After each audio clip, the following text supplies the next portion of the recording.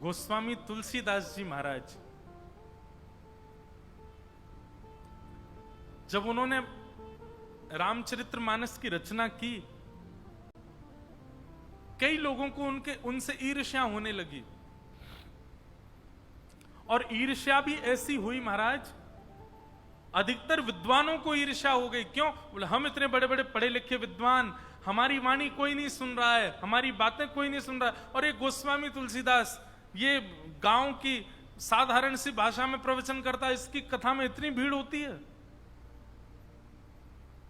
गोस्वामी तुलसीदास जी से ईर्ष्यावश उन पर प्रहार करने के, आक्रमण करने के कई विधान किए लोगों ने।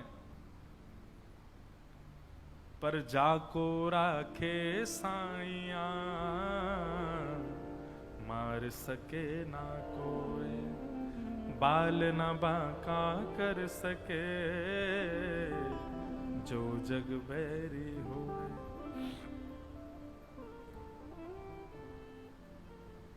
एक काशी के ब्राह्मण ने दो बड़े महंगे वाले डाकू बुलाए पैसा दे करके, और उनसे कहा कि तुम आधी रात में जाओ और गोस्वामी तुलसीदास जी का वध कर दो। दोनों डाकू बोले ठीक है हम कर देंगे। पैसा ले लिया खूब सारा। जैसे ही गोस्वामी तुलसीदास जी की कुटिया के पास गए, क्या देखा? एक श्याम वर्ण और एक गौर वर्ण के दो राजकुमार, छोटे छोटे से राजकुमार, छोटे छोटे धनुष, छोटे छोटे बाण अपने कंधे पर टांगे, और आधी रात में गोस्वामी जी का कुटिया की पहरा दे रहे थे। छोटे छोटे राजकुमार। डाकुओं ने दूर से देखा, दूर से ही देख करके लौट के चले गए। तो जिसने पैसा दिया था उसको पैसा वापस कर दिया। बोले क्षमा करो, हम नहीं मार सकते गोस्वामी जी को। बोले क्यों नहीं मार सकते? बोले दो छोटे छोटे राजकुमार उनकी पहरेदारी कर रहे थे। तो जिसने पैसा दिया उसने कहा मैं तुमको इसलिए बुलाया था, इतने महंगे वाले डाकू, कि भाई अगर कोई रक्षा कर भी रहा होगा तो तुम उसको मार करके उनको मार दो, दो राजकुमारों का वध कर दो, उनको रास्ते से हटाओ, और तुम उनको देख के ही भागे आए। दोनों डाकू नेत्र बंद करके बैठ गए। बोले कि अरे उनका रूप क्या बताएं तुम्हें, ऐसे कमल जैसे नेत्र, ऐसी सुंदर लंबी नुकीली नाक, ऐसे सुंदर अधर, आहा ग्रीवा देख करके तो मन हो रहा था कि गले से लगा लें। ऐसे सुंदर सुंदर गदमदरा से हाथ, ऐसी सुंदर चाल, घुंघराले केश। अरे भैया उनको देख के डर के वापस नहीं आए हम तो गोस्वामी जी के पास वापस जाएंगे और जाकर के उनकी शरण में जाके कहेंगे कि उन दोनों राजकुमारों से हमें मिलवाओ। इतने प्यारे राजकुमार, हम तो उनके रूप पर मोहित हो गए। दोनों डाकुओं ने पैसे वापस कर दिए और दूसरे दिन गोस्वामी जी की कुटिया पे पहुंच गए और जाकर के कह दिया, बोले हमें अपनी शरण में ले लो, अपना शिष्य बना लो। गोस्वामी जी बोले काय को शिष्य बनना है? बोले आपके शिष्य बन जाएंगे तो आपके संग रहेंगे, आपके संग रहेंगे तो आपके बाहर जो दो पहरेदार रहते हैं ना रात में, उनको देखने का अवसर मिल जाएगा। गोस्वामी जी बोले कौन से दो पहरेदार?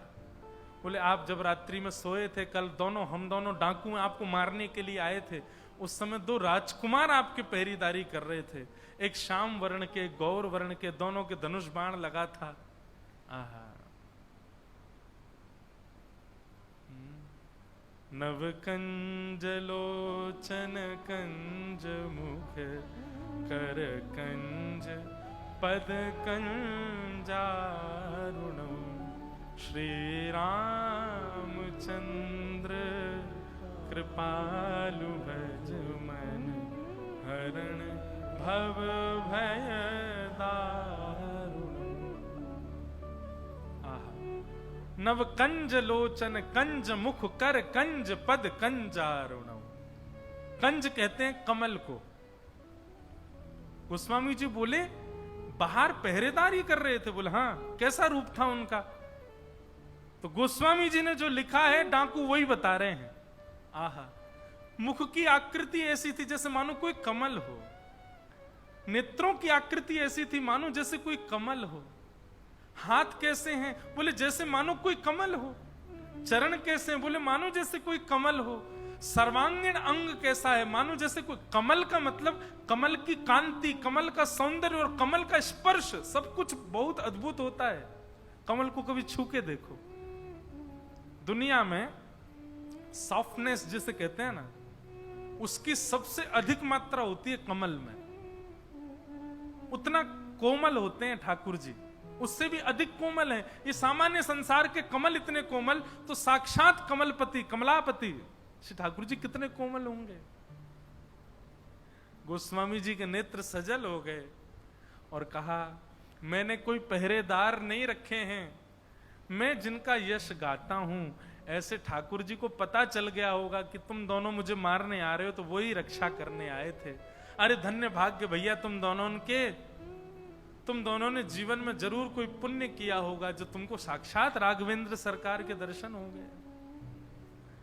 दोनों डाकू मन में विचार करने लगे, जीवन भर डकैती करी हमने, जीवन भर गलत काम किए हमने, लेकिन केवल गोस्वामी तुलसीदास जी को मारने की सुपारी मिली और हमने स्वीकार कर ली, यह भी पुण्य में परिवर्तित हो गया और राम जी के दर्शन हो गए हमको। तो ईर्ष्या नहीं। ऐसा प्रसंग आता है गोस्वामी जी के भाव में कि जब बहुत अति हो गई, गोस्वामी जी पर बहुत ज्यादा ईर्ष्या करने लगे लोग, तो गोस्वामी जी काशी छोड़ करके चले गए। और जैसे ही काशी छोड़ करके गए, तो जिन जिन लोगों ने गोस्वामी जी को प्रताड़ित किया, उन सबको काशी विश्वेश्वर भगवान विश्वनाथ भगवान ने महाकाल रूप में दर्शन दिया। त्रिशूल लेकर के, त्रिनेत्र खोल करके, भयंकर क्रुद्ध में भर के दर्शन दिया और दर्शन देते हुए कहा, अभी जाओ, जाकर के चरणों में क्षमा मांगो गोस्वामी जी से और उनसे कहो कि वो वापस काशी आए। यदि गोस्वामी जी काशी लौट करके नहीं आए तो नूतन प्रलय हो जाएगा, सब जल करके राख हो जाएगा। तो ईर्ष्या तो कभी करनी नहीं है, और कहीं गलती से भी ईर्ष्या आप किसी वैष्णव से करने लगे तो स्थिति क्या होगी अभी सुन लीजिए। आपको क्या पता, आप जिससे ईर्ष्या कर रहे हो कहीं वो वैष्णव हुआ तो, कहीं वो भक्त हुआ तो आपके भाव नष्ट हो जाएंगे, आपकी भक्ति नष्ट हो जाएगी। इसलिए ईर्ष्या का दोष चित्त से निकालो।